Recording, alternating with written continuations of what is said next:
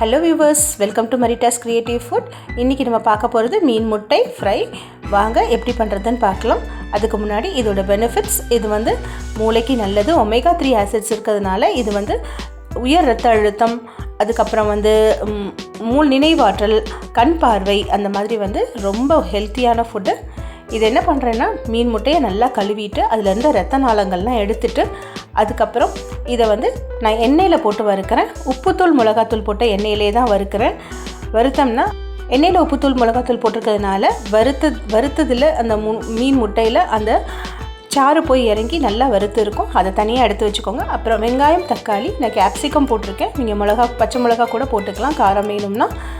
அதுக்கப்புறம் அதை ஒரு 10 நிமிஷம் வேக வச்சாலே போதும், சீக்கிரம் வெந்துடும். அதுக்கப்புறம் சின்னதாக அதை கட் பண்ணி அதுக்கு மேலே உப்பு மிளகுத்தூள் போட்டுட்டு நம்ம பிரட்டி எடுத்தோம்னா நம்மளோட மீன் முட்டை ரெடி.